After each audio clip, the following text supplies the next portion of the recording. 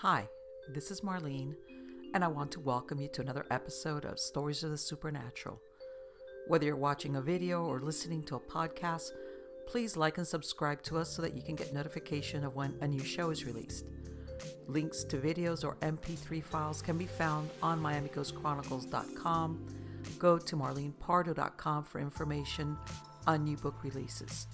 I narrate several podcast series that can be found on major podcast platforms and can also be listened to via Alexa, Sonos, and other home systems. Look for Supernatural Storytime for scary storytelling, Nightshade Diary for classic horror and adventure stories, Stories of the Supernatural for interviews with different guests on the show. If you want to get noteworthy news about the paranormal world, true crime, conspiracy stories, and anything that is just plain weird, you can visit Strange Than Fiction Stories tab at MiamiGhostChronicles.com or find us on Blogspot. I want to thank you for being part of my audience, and I think you are all wonderful.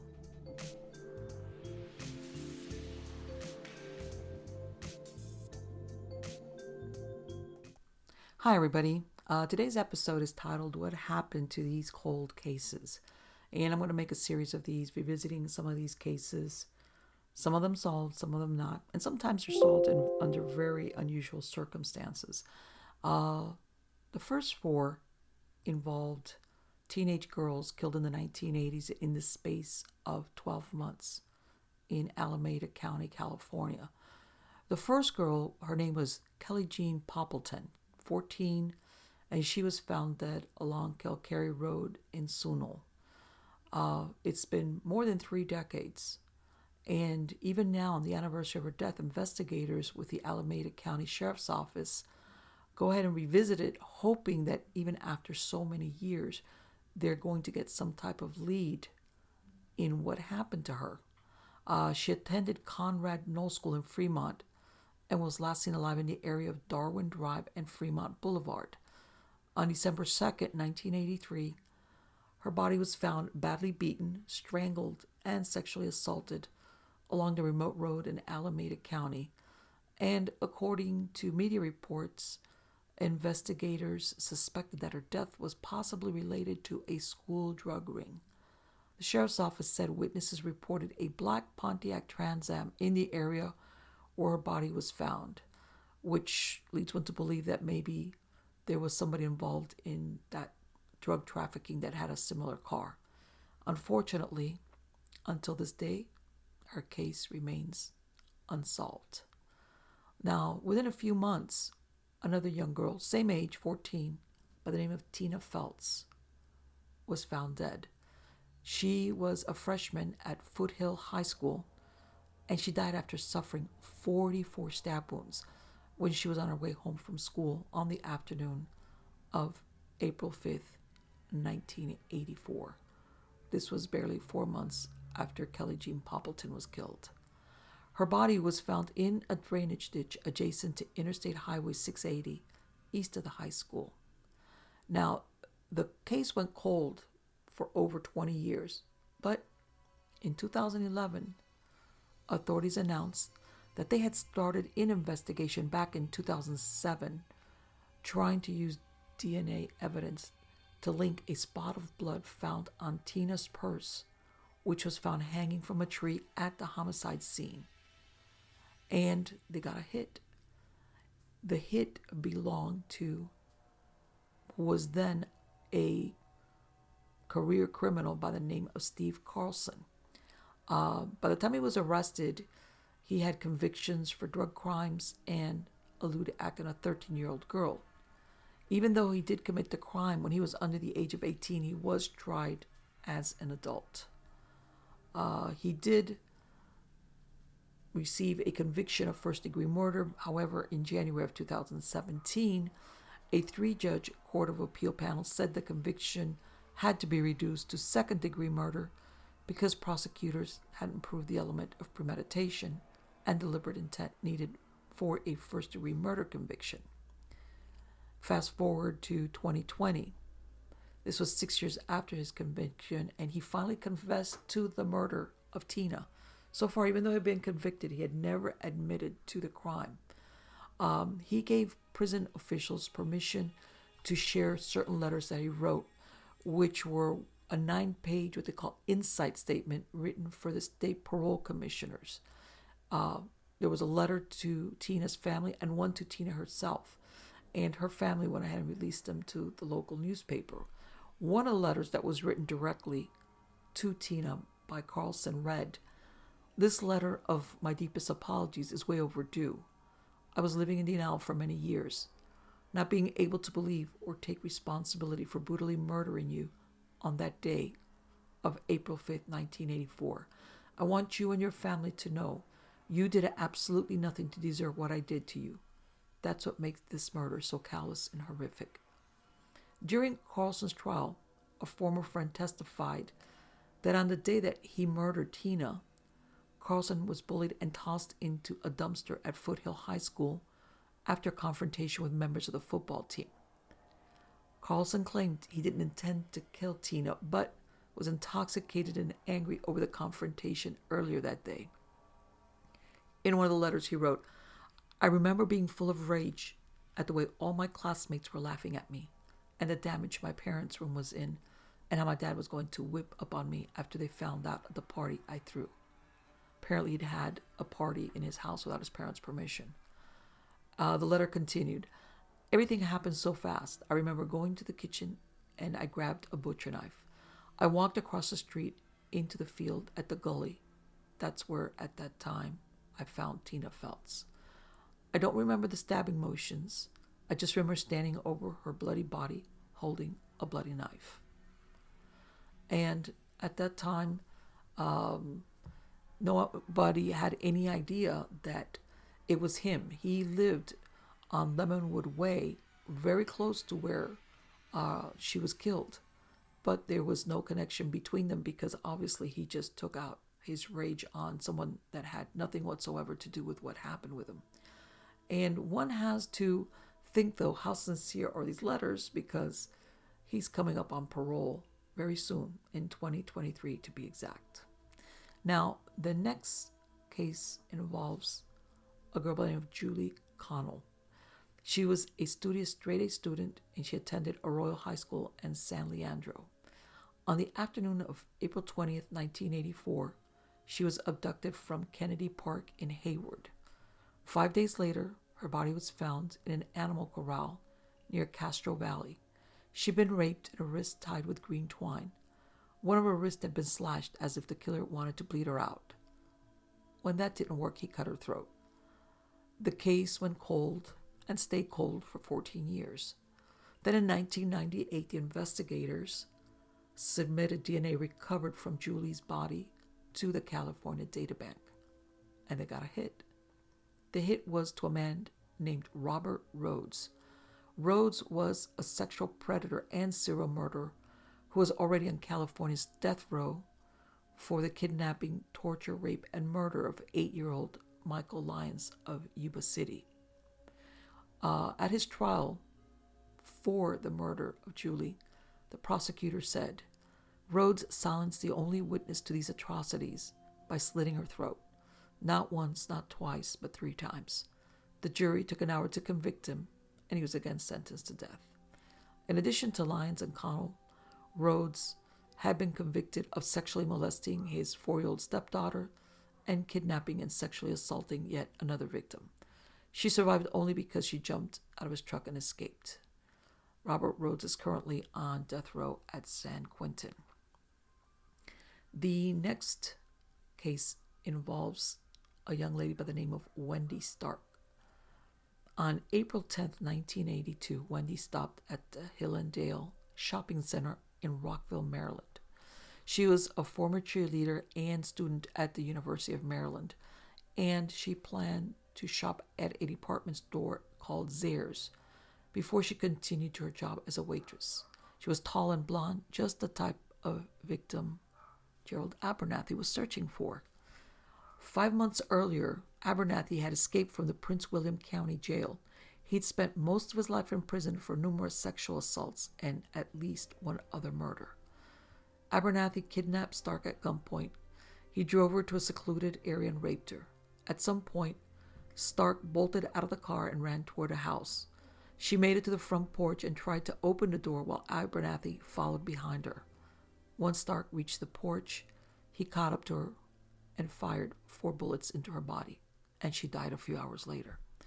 The case was a mystery from the beginning, and it went cold. The killer fled, and because it was random, in other words, a stranger on stranger attack, it was very difficult to identify the perpetrator. However, in 2007, a cold case detective accidentally found the box containing a cotton swab and hair sample from the case. He submitted the evidence to the lab for testing, and what they found was that it linked the genetic fingerprint through a nationwide database to Abernathy, who had died in 2006, the previous year, of lung cancer at the age of 66 in a North Carolina prison. He'd been serving a life sentence for an unrelated kidnapping and murder since 1994. While Abernathy escaped justice, Wendy's mother said she was pleased to know the name of the killer. "I'm glad he's dead," she said. The next case involves not a young girl. This was a 47-year-old woman named Dorothy White. And on July 25th, 1980, she didn't show up for work and she didn't call in sick. And she was known to be very reliable. She had been many years at her job. So one of her co-workers drove over to her home to check on her. There they found her body lying on the kitchen floor. Blood seemed to be everywhere, and she was nude except for her blouse, which had been pulled up above her breasts. Investigators found that White had been raped and stabbed repeatedly. According to a court document, the fatal injury was a slash wound across her throat, which totally severed the trachea, the right carotid artery, and the jugular vein. The police techs extracted semen from Dorothy's body. The cops interviewed hundreds of suspects, but the murder remained unsolved for 19 years.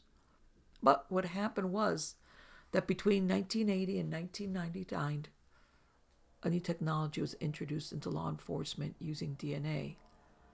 And in 1988, Virginia had used genetic markers left on the bodies of several murder victims to convict a serial killer named Timothy Spencer. Dorothy's sister-in-law heard about the so-called Southside Strangler and how he was sent to death row with the use of DNA.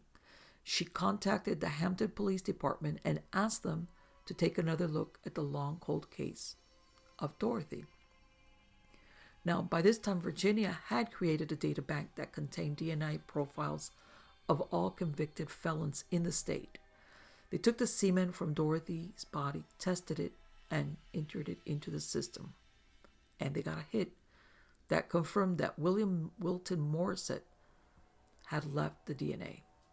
Morissette had been an employee of White's boyfriend and had done yard work for the victim. His DNA was in the data bank because he'd been convicted of an abduction and maiming and burglary. It was believed that he came to Dorothy with the excuse of doing additional yard work as a ruse to get inside her home. He was convicted of sexual assault and murder and sentenced to death. But then on an appeal in 2011, in order to avoid the possibility of a death sentence, he went ahead and agreed to serve a life without the possibility of parole, and all pending appeals would be dropped. Now, the next story occurred in the 1990s. As a matter of fact, it was 3 nights before Christmas of 1997, and a young Colorado University student by the name of Susannah Chase had a fight with her boyfriend. She left his house and began walking to her apartment in Boulder. However, she never made it. She was abducted, raped, beaten with a baseball bat, and left for dead. Semen was recovered from her body and the DNA placed in the National Registry. 10 years went by. But finally they got a cold hit on a serial sex offender named Diego Olmos Alcalde. When he was convicted of abducting and raping a woman in Wyoming, his DNA was submitted to the National Data Bank. Almost Alcalde had an extensive arrest record for sexual offenses. In addition to spending 7 years in a Wyoming prison, he was suspected of sexual assaults in Colorado and New Jersey. In 2009, Almost Alcalde was sentenced to life in prison with no chance of parole. The next case involves an 18-year-old by the name of Lisa Monzo. Lisa was a cheerleader, and she disappeared in November of 1984. She was last seen by a group of teenagers as she walked home from school. The teens told police that she first walked through a busy area of town but later veered off towards the overpass. The San Lorenzo High School teen never made it home. Her family became frantic and worried, fearing the worst had happened to Lisa. And police confirmed their fears when her dead body was found days later. The autopsy conducted on the body revealed that she had been raped before she was strangled. Despite the police detectives' efforts to find the killers, it went cold. The case went cold and went unsolved for several years until a Washington state inmate came forward in 1992, stating that a man named Michael Patrick Ide had confessed to the murder. As it turned out, Michael Ide was already serving a life sentence in prison for the murder of a 68-year-old woman named Ellen Parker, who he raped and killed. DNA evidence linked Michael Ide's blood, hair, and semen together, and he was charged with Lisa Monzo's murder and sentenced to death. Law enforcement concluded that Michael Patrick Ide crossed paths with Lisa Monzo when he was under the overpass drinking alcohol. The next cases, some believe are related, others believe that they're not related, but listen and you make up your mind. Between February of 1976 and March of 1977, what was called the Oakland County Child Killer killed at least 4 young children and spread a contagion of fear throughout the residents of the county. Sadly, the person or persons responsible have never been caught, and the murder of all these innocent victims remains unsolved. Now, the first victim is a young boy by the name of Mark Stebbins. Mark and his brother Mike, on the morning of February 15th, 1976, went to the American Legion Hall in the city of Ferndale in Oakland County, Michigan, and they were playing pool. A little bit after noon, 12-year-old Mark tells his brother he wants to go home and watch TV. Mike decides he wants to stay at the Legion Hall, so Mark sets off alone to walk 3 blocks between his home and the Legion Hall. Mark never made it home. By 11 p.m., his mother, Ruth Stebbins, she's very worried. She's reported her son missing with the police. At that time, Mark's description was 4'8", reddish blonde hair, blue eyes, weighing about 100 pounds. He was wearing blue jeans, a red jumper, and a blue parka that he'd gone out wearing that same morning. Even though a missing child worries the police, they had high hopes that nothing had happened to him. But 4 days later, that expectation was dashed. What happened was, on February 19th, Mark Botengeimer, he's a local businessman. He's walking across a parking lot in Southfield. This is about 2 miles from Ferndale, where Mark Stebbins lived. And the man sees what he thought is a mannequin, but he realizes that what he's looking at is the body of a child. And soon enough, the victim is identified as that of 12-year-old Mark Stebbins. The autopsy found that the cause of death was suffocation, possibly with a pillow. Also, there was evidence that he'd been sexually assaulted. There was discoloration on his ankles and his wrists, which indicate that he'd been tied up. But strangely, other than these little pieces of evidence on the body. Everything else about him was spotless.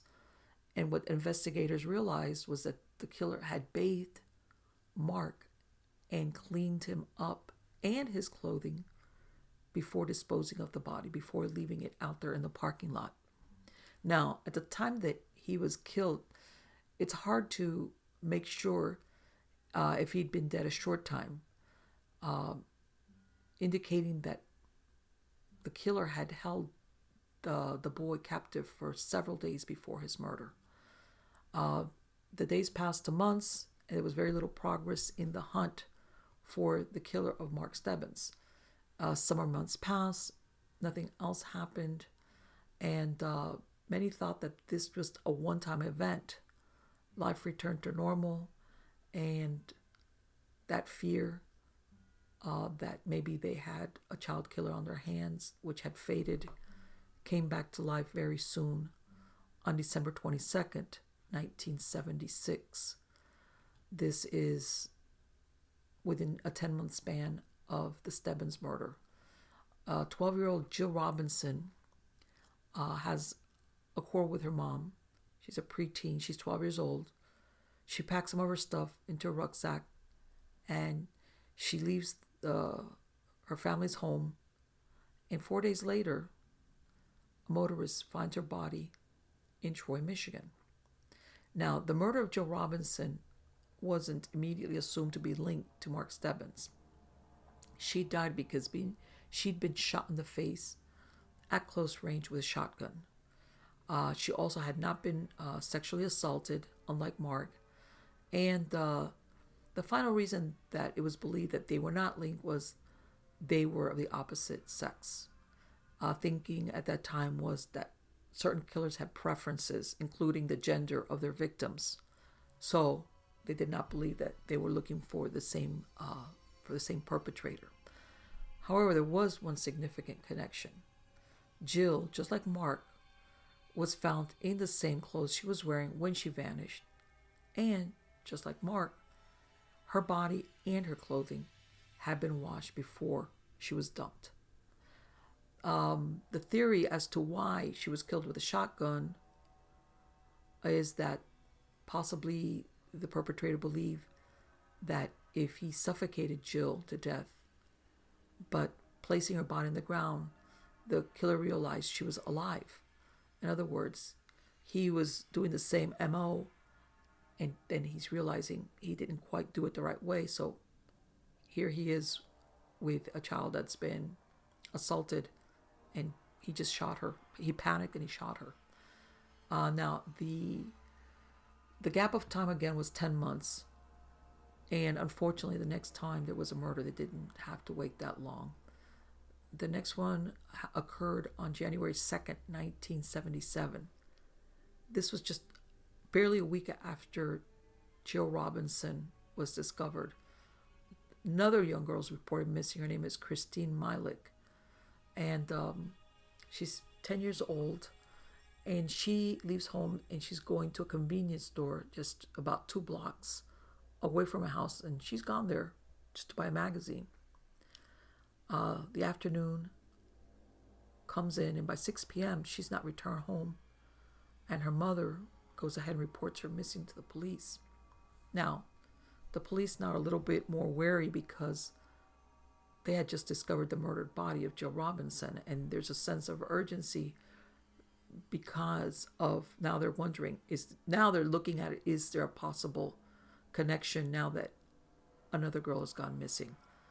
A cashier serving at the store where Kristine had set off to confirm that the girl had indeed been inside the store, purchased the magazine that afternoon. So the police went door to door in that area trying to find some type of witness, but they couldn't come up with anybody. They searched for any clues as to where this girl went to, but again, they came up with no results. They looked at approximately 4,000 sex offenders in the Michigan area, but again, came up with nothing. Then on January 22nd, almost 3 weeks after she had disappeared, she was found. Her body was found in the snow just like Mark Stebbins and Jill Robinson. And she was found in Franklin, Michigan, in a ditch on Bruce Lane.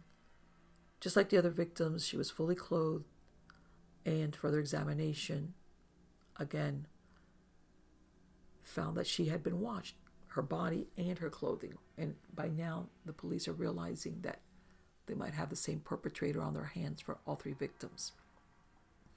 The cause of death is suffocation, just like Mark Stebbins. There was some debate whether she had been sexually assaulted or not. There was no clear evidence of a sexual assault. However, there was a note made by an autopsy worker that sperm had been found in the victim's vagina and rectum. This was then dismissed by the state police, who stated no sperm was present. After the investigation into these murders just went nowhere. Basically, it hit a brick wall. The police had no leads. They had very little in the way of evidence due to the thoroughness of the killer of washing the clothing and the body, and they had no witnesses. But 2 months later, that killer would strike again, and the victim was a boy by the name of Timothy King. On March 16, 1977, 11-year-old Timothy leaves his home in Birmingham, Michigan, to visit a nearby drugstore to buy sweets. A clerk at the store remembers the boy visiting the store, buying the sweets, and leaving around 8:30 p.m. And like the other children, he never returned home. His parents wrote a letter pleading for their son's safe return, and the Detroit News printed the letter. However, the killer had no compassion for the family. And on March 22nd, 6 days after he disappeared, the body of Timothy King was found on a dirt road in Livonia, Michigan. This is the first time that what was dubbed the Oakland County child killer went outside of Oakland County. Due to Livonia being in Wayne County, this brought their force into the case because this occurred in their jurisdiction. Timothy, like all the previous victims, had been very well taken care of, well fed, cleaned during the days that he was held captive, and his final meal had been Kentucky Fried Chicken, which indicates that the murderer had read the letter written by Timothy's family, which noted that this was his favorite meal. Again, the cause of death for Timothy was suffocation, with the autopsy indicating the murder took place hours before his body was discovered. This meant the killer was keeping Timothy captive just like the other children. He held him captive for 5 days, during which time he was sexually assaulted by the killer. Now, at this point, the police start realizing that they need to put together some type of description, or if not a physical one, at least some type of psychological profile as to who this is.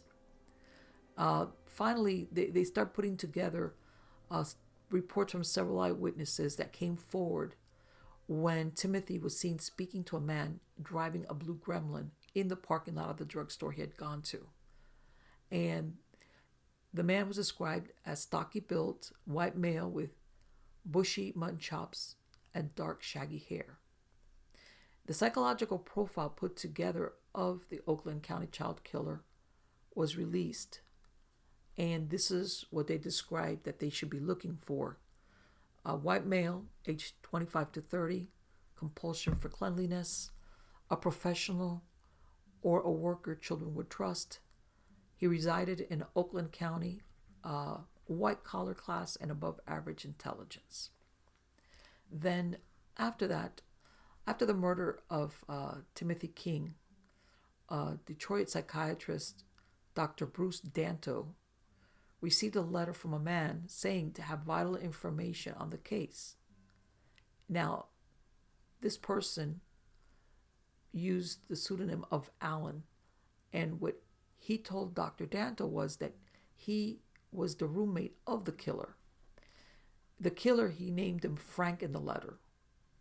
and he said that he was a soldier who had fought in Vietnam. What Alan wrote to Dr. Danto was the following: I tell you what makes him do it. It was Vietnam. We were there together, Frank and me. Oh, Frank is not his real name. I call him that here. Nam screwed up your mind too. Tell you something else. He killed lots of little kids then with medals for it. Burned them to death, bombed them with napalm. It's real beautiful there, Doc. He wants the rich people like people in Birmingham to suffer like all of us suffered to get nothing back for what we did for our country. He's not a monster like you think. He really loves children, especially that little girl for 3 weeks, not doing it because he hates children, but because he hates everybody else out there. And this be his way to get even and get back at everybody. The writer of the letter said he wanted to help, but only if he was offered immunity. He told Dr. Danto to leave a coded message in the newspaper if he wanted to continue the communication. Dr. Danto placed the message, which read, Weather Bureau says trees to bloom in 3 weeks. And he soon received a phone call from the man who identified himself as Alan, which police recorded. The so-called Alan agreed to reveal the killer's identity with photographic proof. A meeting was set up between Alan and Dr. Danto at the gas station lounge at 9 p.m. the following evening. The mysterious so-called Alan never showed and was never heard from again. A recording of the phone conversation was played on a local radio station, WXYZ, in the hopes that someone would recognize Alan's voice, but nobody did. And his true identity, or that of Frank, if there ever really was a Frank, was never revealed. So at this point, it's never known, was this a true story or was just somebody playing a hoax on the police, on Dr. Danto, and the community at large. Over $2 million was spent on the investigation, and there was a task force of over 150 detectives, and they received close to 17,000 tips, but it brought them no nearer to naming who the Oakland County child killer was. By December of 1978, the task force had been ended, and it was put into the hands of the state police. And to this day, the identity of the child killer remains unknown. Now, there have been other murder victims linked to the Oakland County child killer. One of them, her name is Donna Sarah. She's 16 years old. And she had been hitchhiking to the beach after school on September 29th, 1972. Now, this is quite a few years before these 4 children went missing.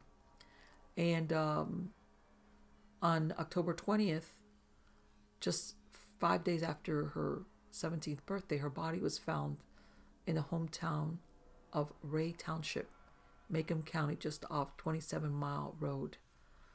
She was laying face down in a shallow creek. It appeared that she'd been held captive for several days before her eventual murder. Her cause of death was strangulation. And there was a new tip received in 1992, but until this day, her murder remains unsolved. The next one was a girl by the name of Jane Allen. And Jane Allen went missing in 1976. And she was last seen, again, hitchhiking between Pontiac, which was where her boyfriend lived, and Royal Oak, which was her home in Oakland County. She was 13. This is on August 8th of 1976. And originally the police weren't concerned because she had a history of running away. 3 days later, turns out that what they found was Jane's body floating in a river in Miamisburg, Ohio, about 200 miles away from her home. Her hands had been tied behind her back. Decomposition of the body made it impossible for the police to determine if she'd been raped. They believed she'd been dead before being thrown into the water, and that her death was caused by carbon monoxide poisoning. Police don't believe that the murder of Jane Allen is related to the Oakland County child killer case, but it did happen during the time that it appeared he was active. The next death was Kimberly King, 12 years old.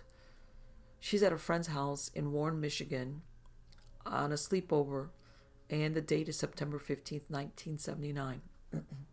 It's around 11 p.m. She sneaks out of the house. She uses a payphone and she calls her sister. Her sister tells her to get back inside, but she never comes back. She's never seen again. Now, at the beginning, many believe that Kimberly may have run away. However, soon investigation starts pointing in the direction that she was abducted and possibly the victim of foul play. Till this day, her disappearance remains assault. Her disappearance has been linked to the Oakland County child killer, but since her remains have never been found, it's never been proved one way or the other. The next child to go missing was Amy Mihelich. She's 10 years old, and she went missing from a shopping mall in Bay Village, Ohio. This was on October 27th, 1989. In February of 1990, 4 or 5 months after her disappearance, her remains were discovered in Ashland County, Ohio. She'd been bludgeoned around the head, stabbed several times.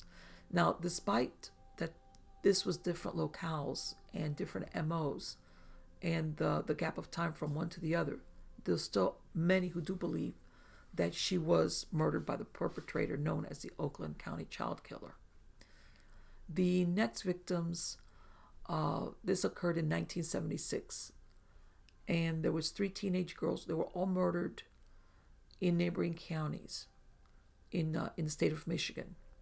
Judy Farrow, 16, was murdered in Wayne County. Cynthia Cadu, 16, was murdered in Macomb County. And finally, Sheila Schrock, who's 14, was murdered in Oakland County. All these victims at times have been mentioned as possible victims of the same perpetrator. The problem is that all these cases had been solved despite many sites saying that they're not solved. And it seems that some have attributed it to certain people, others saying no, that's not the right perpetrator. What happened with Judy Farrow was she was found on January 1st, 1976 at Lola Valley Park in Redford. She'd been beaten and strangled. The previous evening, she was babysitting for the Lout family. When they got home at 3 a.m., she found she was gone, and the phone had been ripped from the wall. Now, a teenage neighbor named Gary Pervinkler became a prime suspect. He was 19. It so happens he vanishes from his home around the same time, same evening, and he took a gun and his father's car. Although Judy wasn't shot, a bullet casing was found inside the Loud's home where she had been babysitting. Gary's body was found on April 7th, 1976. He died from a self-inflicted gunshot wound. The casing found in the Loud home did match the handgun found besides Pervinkler's body. Despite doubts from the Pervinkler family, the case was closed. The next one, which was Cynthia Cadu, this was just 2 weeks after the murder of Judy Farrow. Cynthia's 16 years old, and she's abducted from the roadside on January 14th, 1976. Her nude body is found early the next morning. She was tied up, raped, and then beaten to death. Now, her murder is often linked to the Oakland County child killer and considered an unsolved case. However, in 1979, Robert Anglin and Raymond Heinrich were convicted of the murder. An unknown or unnamed third man was also involved, but he died before the arrest, and police refused to release his identity. Both men were sentenced to life in prison. The next murder, which was Sheila Schrock. Sheila's 14 years old. She's murdered 5 days after Cynthia Cadu in Birmingham. Well, Cynthia's murdered in Birmingham. Sheila's murdered in Oakland County, neighboring county. She had also been babysitting her niece for her older sister when someone came into the home. She was beaten, raped, and then shot.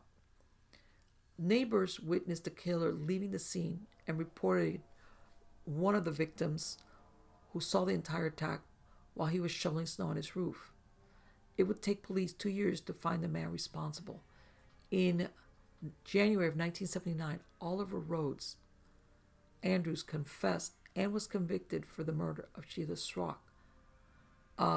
It's unknown why there's a connection between her murder and that of the Oakland County child killer. Now, there's several suspects in all of this, but again, obviously, since he's never been identified, that's all they are, suspects. First one is a man by the name of David Norberg. In 1999, law enforcement decided to exhume Norberg's body. They had started to suspect him. He was an auto worker after his death from a car accident. This was back in 1981. After his death, his wife is going through his belongings and she comes across several items. These include a silver cross inscribed with the name Kristine, a cross similar to the one owned by Kristine Mihelich. Another item was a St. Christopher medal. Timothy King had worn such an item, but it wasn't found with his body. Now, David Norberg's wife tells of how her husband would tie her up, which led to David Norberg being strongly suspected in the murder of Jane Allen. The wife told he would rip bits of clothes from a t-shirt, knot them together to make a rope, which he would then use to tie her. This is the same method that was used on Jane Allen, who was found with her hands tied behind her back.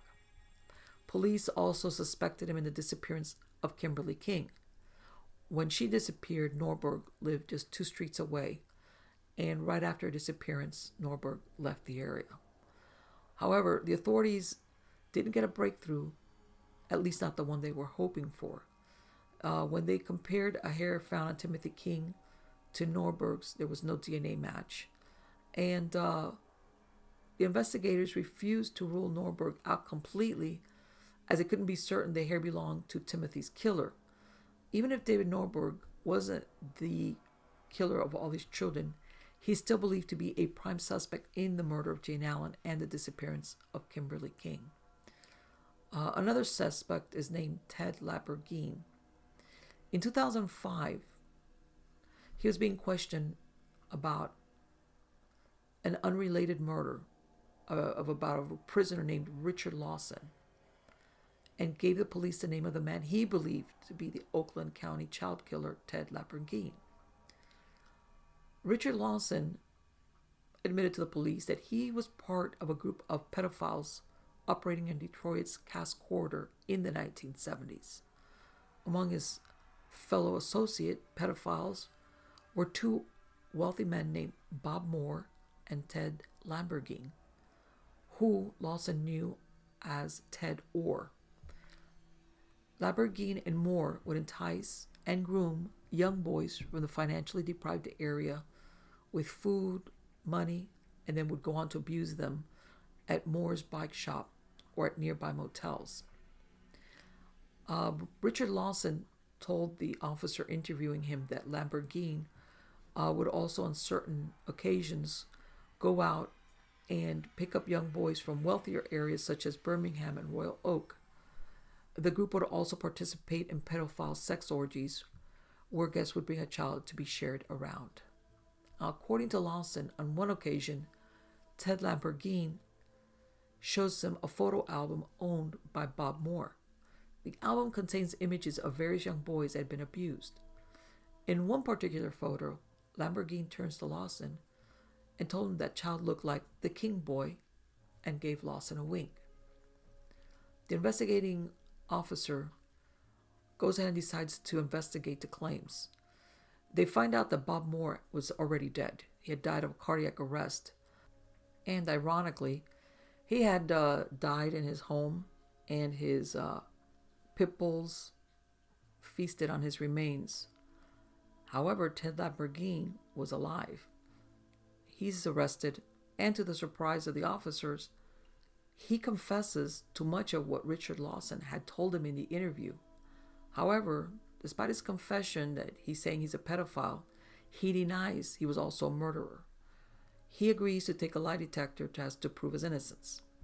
Now, police had been here before, so they again expected another subject to pass the polygraph. This time, they find out that Lamborghini fails the test, and this was the first to do so in over 300 tests conducted in relation to the Oakland County child killer case. Unfortunately, there was nothing really to link Lamborghini to the murders. About a dozen living victims did testify against him for sexual abuse against children, and he was sentenced to life in prison. He was offered a plea bargain for information about the Oakland County child killer case. The police were probably thinking that they had run in the same circles of pedophilia, and one of his group mates went beyond just abusing children to actually killing them. Now, since he went to jail, rumors have persisted that he has confessed to other prisoners that he abused all the known victims, but that he was not the one responsible for the murders themselves. And he's refused to help with the investigation any further.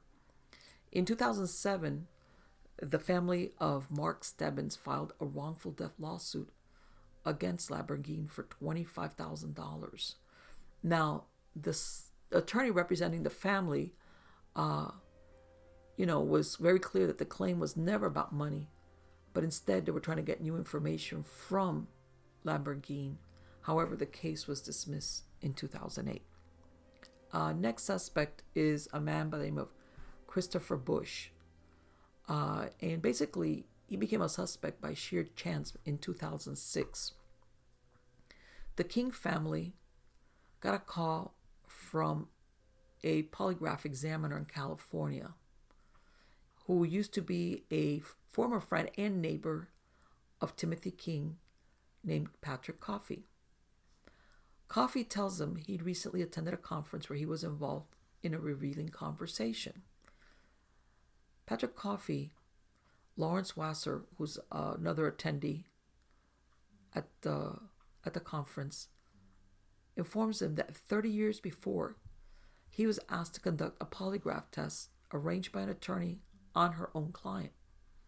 The unnamed client had apparently confessed to being the Oakland County child killer. Wasser later denies the details of this conversation ever having taken place. And later on, Coffey later gave testimony under oath. However, Wasser failed to do so. Now, the King family contacted investigators regarding this new information. Months went by, and finally they get a call from an investigator who asked if the family had known anyone with the last name Bush. Now, the family researches and finds out that a known pedophile who had previously been a suspect back in 1977, his name was Christopher Bush. And it turns out he's the son of a high-level executive working for General Motors. He was also known to have repeatedly been arrested for sexual encounters with children. In 1977, Christopher Bush's friend named Gregory Green was arrested. During questioning, Green tells police that he and Bush often fantasize about abducting a young boy and keeping them captive. Green then tells the police that Christopher Bush had murdered Mark Stebbins. Christopher Bush and another associate, Douglas Bennett, were arrested on multiple charges of sexual contact with minors. While Bennett admitted to child molestation, he denies any involvement with the activities of Green and Bush. In other words, they're all sickos. They're all pedophiles. But they say, I'm a pedophile, but I haven't killed anybody, and they point the finger at someone in the group. Now, Gregory Green and Christopher Bush, they're interviewed by Michigan State Police, and they both take a polygraph test relating to the cases in Oakland County, the children that were killed. Both men passed, and so they're clear of involvement. And this was back in January 28th of 1977, 2 months before Timothy King, who's the final victim, is murdered. Now, Gregory Green, he gets sentenced to life for multiple counts of sexual abuse against children. Christopher Bush, even though he abused the same child as Green, somehow he's able to get the charges reduced to molesting boys and is given probation. Remember, he's comes from a wealthy family who's got connections, so maybe they pulled some strings for him. Almost 2 years go by, and Christopher Bush seems to take his own life on November 20th, 1978. According to his family, he killed himself following depression resulting from legal troubles. However, questions have been raised about his death. His room supposedly had no signs of blood splatter. No gunshot residue was found on Bush. 4 shell casings were also located in the room. Now, there's been some speculation that Christopher Bush didn't take his life. What many believe is that he was murdered. And the theory is that the murder was committed by more than one individual because Bush was about to confess, so they needed to shut him up. There's no evidence of this existing. This is just a theory that has been posited by those around the case, considering some of the contradictory evidence around his supposed suicide. Now, 2 other things of interest that were also present in the room was that a bloodstained ligature was found. And another thing was a hand-drawn picture of a child seemingly screaming in agony. The boy in the picture closely resembles the first victim, Mark Stebbins. Now, once Christopher Bush dies, no more murders were committed by the so-called Oakland County child killer. It's also interesting that the investigators, the task force looking into the murders, was terminated on December 15th, 1978, less than a month after the death of Christopher Bush. The next suspect is a man by the name of James Vincent Gunnels. And in 2009, a new task force is looking into the murders, and they get a DNA profile from hairs found on the body of the first victim, Mark Stebbins, and from the final victim, Timothy King. Other hair samples are taken from hair found on Kristine Mihelich, and this evidence now points to new suspects.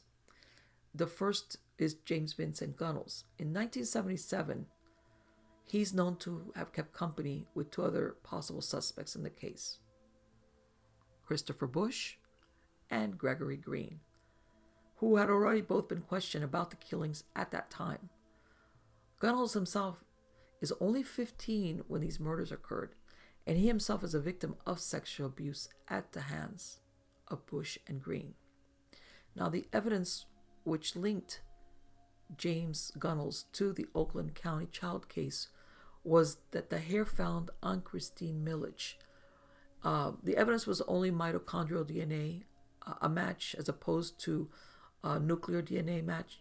However, it's considered very interesting because there is some type of connection. Now, when Gunnels is questioned about this new evidence, by this time he's now 47, he denies even knowing the victim, and he cannot explain how his DNA was found on the girl's body. Then in November of 2012, Barry King, Timothy King's dad, he sent details of a polygraph taken by James Gunnels in July of 2009, after a Freedom of Information request, a FOIA request. Now in the test, Gunnels is asked 3 questions relating to the DNA found on Kristine Mihelich. He's asked if he participated in her killing, if he knew for certain who killed her and if he had any physical contact with the victim. Gunnels, in his own words, or in the words of the examiner, completely failed the test. Now, Gunnels wasn't charged in relation to the Oakland County child killer case, and for some unknown reason, he's no longer considered a suspect by police. He still continues to state that he's innocent in relation to the case. And those who believe his involvement lean more towards the theory that he was possibly an accomplice or a witness versus being the killer himself. Another suspect is a man named Arch Sloan, and he's the second suspect that the police looked at based on the new DNA evidence. He is a convicted pedophile, and the hair samples found in the clothing of victims Mark Stebbins and Timothy King were matched to further hair samples taken from a 1966 Pontiac Bonneville that belonged to Arch Sloan. Now, Sloan has a long history of deviant sexual behavior towards children, and he was serving a lifetime prison term when the new evidence was discovered. In October of 1983, a workmate of Sloan's allowed his 10-year-old son to spend the night with Sloan, believing that they would be going fishing early the next morning. During the stay, Sloan sexually abused and raped the young boy. And in 1985, Sloan was convicted for this crime. Now, he had previously been a suspect at the time of the murders. During the investigation by the police, he allowed officers to inspect the 1966 Pontiac, which resulted in the hair sample being collected and stored. Now, there was, even though there is a DNA match to the hair found in his car, testing revealed that it was not a match for Arch Sloan. Despite this, the police still strongly believe that he was involved, or at least knew the person or persons that were. Arch Sloan is offered a deal for his cooperation with the investigation, which includes his release from prison. And what does he do? He turns down the request. Almost 10 years later, the identity of any person related to the hair found in his Pontiac remains unknown. In 2019, the Discovery Channel released a documentary titled Children of the Snow, and it talks about new information that was revealed by Arch Sloan to investigator Heather Cataldo, who had been covering the case for about 16 years. And she states that Sloan took a polygraph test during his questioning sometime between 2010 and 2012.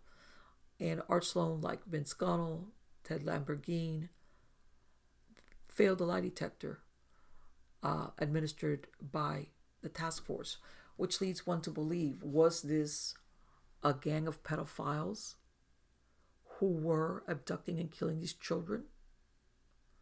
And that's why there's contradictory evidence found at some of the scenes? Or were they just witness and there was one killer? As of this date, the case still remains unsolved. Hi,